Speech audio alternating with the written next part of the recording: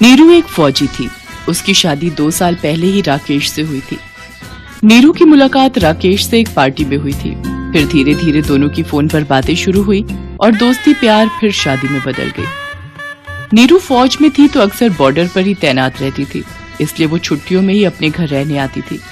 पर पिछले 1 साल से वो अपने ससुराल नहीं जा पाई थी, सिर्फ अपने मायके में ही रहने आ जाती थी। अरे नीरू, मैं तो खुद तुमसे मिलने के लिए बेताब हो रहा हूँ, पर क्या करूँ, माँ के साथ मौसी जी के घर जाना जरूरी है। हेलो नीरू बेटा, कैसी हो? मैं ठीक हूँ माँ जी, बस छुट्टियाँ हो गई हैं। सोच रही थी इस बार आप सबके साथ रहूंगी।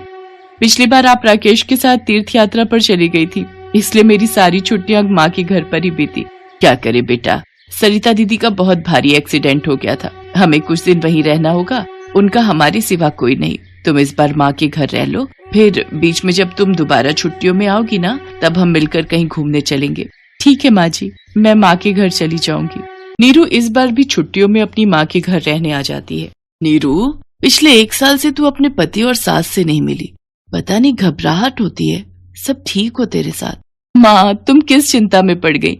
अभी कुछ देर पहले ही तो मेरी राकेश जी से और माँ जी से बात हुई है। वीडियो कॉलिंग की थी उन्होंने। वो मौसी जी के साथ हॉस्पिटल में थे, वहाँ नेटवर्क नहीं आते, इसलिए रोड पर आकर बात कर रहे थे। भगवान करे सब ठीक ही हो। माँ, क्या बात है, रूपा आजकल दिखाई नहीं दे रही? उसके घर के बाहर भी ताला लगा हुआ है।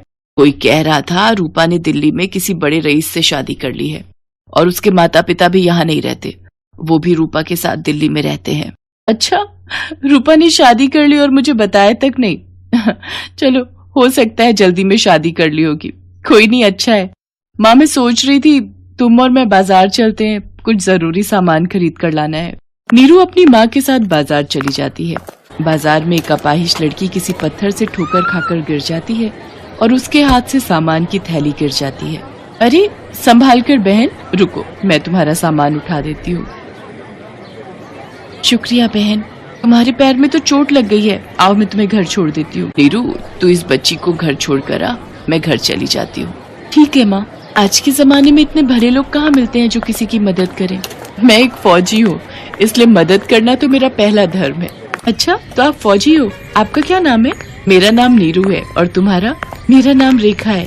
मेरा घर आ गया, आओ मैं अपनी माँ से मिलवाती हूँ। रेखा नीरू को अपनी माँ से मिलवाती है। वो भी नीरू से मिलकर बहुत खुश होती है। बहुत ही भले लोग हैं, माँ और बेटा दोनों ने मेरी रेखा को पसंद किया। लड़का तो इतना शरीफ है कि पूछो मत, और रेखा हमारी इकलौती औलाद है। इसके पापा और मैं चाहते हैं कि इसकी शादी धूमधाम से करें। हमारे पास भी पैसों की कोई कमी नहीं है, हमारे पास सब कुछ हमारी रेखा का ही है। सचमुच बहुत नेक दिल हैं वो लोग। फिर तो मैं तुम्हारे होने वाले पति की फोटो देखना चाहूंगी। हाँ रुको, मैं अपनी सगाई की एल्बम लेकर आती हूँ। रेखा अपनी सगाई की एल्बम लेकर आती है। ये है मेरे पति अशोक जी और ये मेरी सास। राकेश, तुम्हारा होने वाला पति? ये कैसे हो सकता है? ये अशोक नहीं, मेरे पति राकेश हैं। क्या ये तुम क्या कह रही हो? मैं सच कह रही हूँ, मेरा दिमाग कुछ काम नहीं कर रहा, सब कुछ गड़बड़ है। मेरे ससुराल वाले मेरे से धोखा कर रहे हैं। मेरे होते हुए राकेश अशोक बनकर तुमसे दूसरी शादी कर रहा है। बेटी, अब हम क्या करें? अगले हफ्ते रेखा की शादी है। मैं तो कहता हूँ उन माँ बेटों को पुलिस के हवाले कर दो। हमारी बेटी के साथ उन्होंने गलत किया है। नहीं, हम राकेश और उसकी माँ को रंगे हाथ पकड़ेंगे। बस आपको मेरा साथ देना होगा। मैं नहीं चाहती कि मेरा घर बर्बाद हुआ है तो किसी और का भी हो। नीरू की आंखों में आंसू तो थे, पर एक फौजी थी, अपने दुख को मन में दबाना जानती थी। नीरू अपनी आंखों से आंसू टपकने नहीं देती। उसे तो बस उन धोखेबाज माँ बेटों को पकड़ना था। शादी का मंडप सज चुका था। रेखा दुल्हन बनी अशोक और उसकी माँ का इंतजार कर रही थी। नीरू राकेश को फोन मिलाती है। राकेश, कहाँ पर हो? मैंने सोचा मेरी छुट्टी खत्म हो रही है तो एक बार अगर हम मिल लेते। क्या आप लौट आए हो? अरे कहाँ नीरू, मुझे तो सच में खुद बुरा लग रहा है। मौसी जी की हालत में कोई सुधार नहीं है। माँ और मैं सारा दिन उनके साथ हॉस्पिटल में ही रहते हैं। तुम समझ सकती हो ना? हाँ, मैं सब समझ गई। ठीक है, मैं रखती हूँ। नीरू से झूठ बोलकर दोनों माँ बेटे तैयार होकर बारात के साथ रेखा के घर पहुँचते हैं। रूपा भी उनके साथ थी। नीरू चोरी छुपे सब देख रही थी। रेखा के माता पिता उसे मंडप में लाते हैं। बहन जी, वो गहनों के डिब्बे और नगद रुपए सब तैयार है ना? नीरू कमरे से बाहर आ जाती है। गहने तो नहीं, हथकड़ी तुम सबके लिए तैयार है। नीरू, तुम नीरू? हाँ, मैं। तुम दोनों मेरी पीठ पीछे पिछले 1 साल से ये झूठ का जाल बुन रहे हो। मेरे होते हुए तुम दूसरी शादी करने जा रहे हो। 1 सेकंड रूपा, तुमने राकेश के बड़े भाई से कब शादी की? राकेश का तो कोई बड़ा भाई है ही नहीं। नीरू, राकेश मेरे पति हैं। हमने 1 साल पहले ही शादी की है। इतना बड़ा धोखा? नीरू मैडम, इन सबसे कैसे सच्चाई उगलवानी है ये हम अच्छी तरह से जानते हैं। आप इन्हें हमारे हवाले कर दो। राकेश और उसकी माँ को पुलिस हिरासत में ले लेती है और सच्चाई सामने आती है। नीरू, तुम बॉर्डर पर रहती थी, रूपा घर आया जाया करती थी, इसीलिए रूपा और मेरे बीच रिश्ते बन गए और हमने शादी कर ली। पर हमें अमीर बनना था, इसलिए हमने रेखा को फंसाया ताकि उसे मारकर हम उसकी सारी जायदाद लेकर यहां से फरार हो जाएंगे। पर हमें नहीं पता था कि तुम्हारी मुलाकात हमसे होगी और हम पकड़े जाएंगे। नीरू रूपा को कस के जोरदार चांटा लगाती है। उसकी अपनी सहेली ने ही उसके साथ धोखा किया था। पुलिस राकेश, उसकी माँ और रूपा को धोखाधड़ी करने के इल्जाम में सजा सुनाती है। नीरू एक फौजी थी, उसने जुल्म सहना नहीं सीखा था। वो तो जुल्म के खिलाफ लड़ना जानती थी और उसने वही किया। उसने धोखेबाजों को सजा दिलवा दी। उसके कारण रेखा की जिंदगी बर्बाद होने से बच गई। नीरू अपने माता पिता से विदा लेकर वापस ड्यूटी पर चली जाती है और अपना पूरा जीवन देश की सेवा में न्योछावर कर देती है।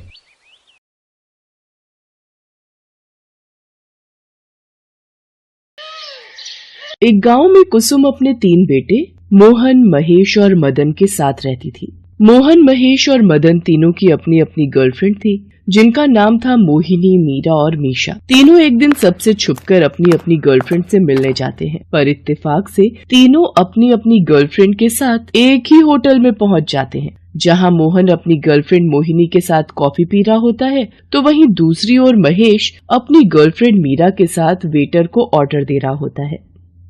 तभी वहां पर मदन अपनी गर्लफ्रेंड मीशा के साथ उसी होटल में आ जाता है। होटल में आते ही मदन मोहन को देख लेता है, तो वहीं मोहन महेश और मदन को देख लेता है और वो तीनों एक दूसरे को देखकर एक दूसरे से छुपने की कोशिश करते हैं। ये देखकर उन तीनों की गर्लफ्रेंड्स उनसे सवाल करती हैं, क्या हुआ बेबी, तुम ऐसे अपना मुंह क्यों छिपा रहे हो? अरे, अगर मैंने मुंह नहीं छुपाया तो राज खुल जाएंगे। जान, तुम पर्दे से अपना मुंह क्यों छुपा रहे हो? पर्दे में ही रहने दो, पर्दा ना उठाओ, पर्दा जो उठ गया तो भेद खुल जाएगा। कैसी बातें कर रहे हो, आखिर हुआ क्या है? अरे शोना, तुम टेबल के नीचे क्या कर रहे हो? चलो बाहर निकलो, किससे छुपने की कोशिश कर रहे हो? अरे, यमराज से बचने की कोशिश कर रहा है तुम्हारा शोना। यमराज? कहाँ है यमराज? मुझे तो नहीं दिख रहा। इसी तरह से तीनों एक दूसरे से बचने की कोशिश करते हैं और मौका देखते ही होटल के अलग अलग दरवाजों से अपनी गर्लफ्रेंड के साथ बाहर निकल आते हैं। लेकिन बाहर आते ही तीनों एक दूसरे के सामने आ जाते हैं। तभी मोहिनी बहुत ज्यादा खुशी से बोलती है, अरे तुम दोनों यहाँ, आई एम सो हैप्पी। हम कितने दिनों बाद मिल रहे हैं। हम तीनों बचपन की दोस्त हैं और ये मेरा बॉयफ्रेंड है। तुम तीनों फ्रेंड्स हो? हाँ, क्यों, आप तीनों भी एक दूसरे को जानते हो क्या? हाँ, बहुत अच्छे से जानते हैं। आप तीनों भी फ्रेंड्स हो क्या?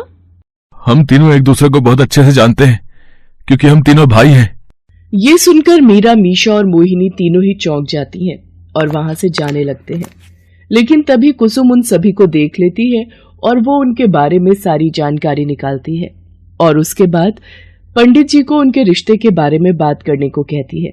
ऐसे ही एक दिन जब उसके तीनों बेटे घर आते हैं तो वो उनकी ही गर्लफ्रेंड्स की फोटो दिखाकर उन तीनों से कहती है, ये देखो, मैंने तुम्हारे रिश्ते के लिए कुछ तस्वीरें पसंद की हैं। जल्दी से पसंद करके बताओ कि किसे कौन सी पसंद है। हमें ये पसंद है। मुझे सब पता है, तभी तो मैंने तुम्हारी पसंद को पसंद किया है। और तुम्हें क्या लगता है कि मुझे कुछ पता नहीं चलेगा? अरे माँ हूँ तुम्हारी, मुझसे कुछ नहीं छुपा पाओगे। तीनों वो फोटो देखकर बहुत ज्यादा खुश हो जाते हैं और अपनी अपनी गर्लफ्रेंड्स पसंद कर लेते हैं। कुसुम तीनों के घर जाकर उनका रिश्ता पक्का कर देती है और शादी का शुभ मुहूर्त निकलवा लेती है। शादी वाले दिन तीनों दुल्हन सज संवर कर आती हैं, जहां उन तीनों की मां मोनी, मोती और माया अपनी अपनी बेटियों को एक बात समझाती हैं।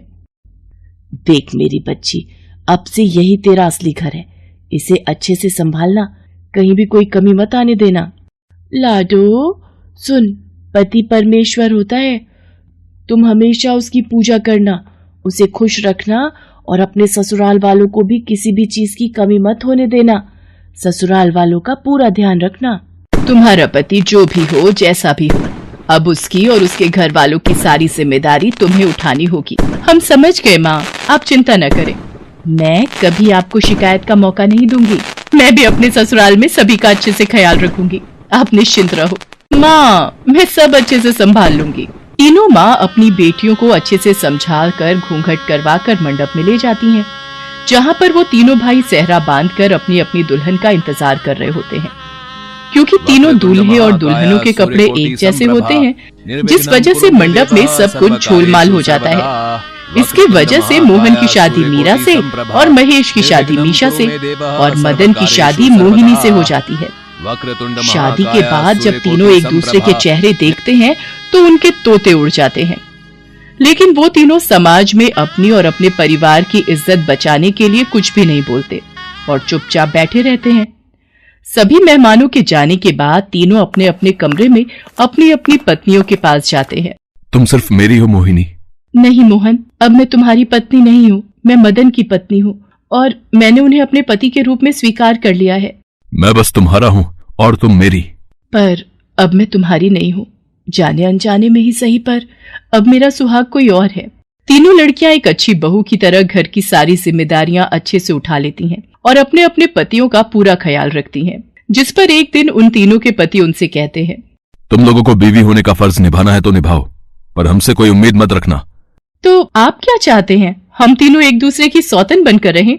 मैं सब बर्दाश्त कर सकती हूँ, पर एक सौतन नहीं। मैं भी ना किसी की सौतन बनना चाहती हूँ और ना किसी को बनने दूंगी। जो समझना है समझो, पर हम अपनी बीवियों को अपनी बीवी नहीं मानते। हमारी गर्लफ्रेंड ही हमारे लिए बीवी है और कोई नहीं।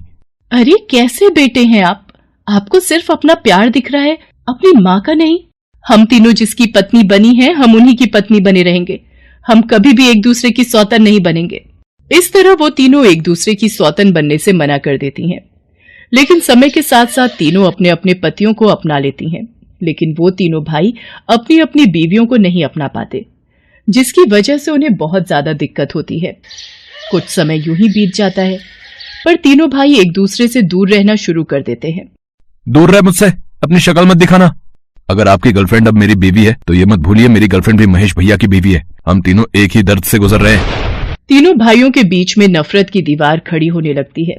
अपने बच्चों को इस तरह नाखुश देखकर कुसुम को अपनी गलती का एहसास होता है और वो उन तीनों से माफी मांगते हुए कहती है, बेटा अपनी माँ को माफ कर दो।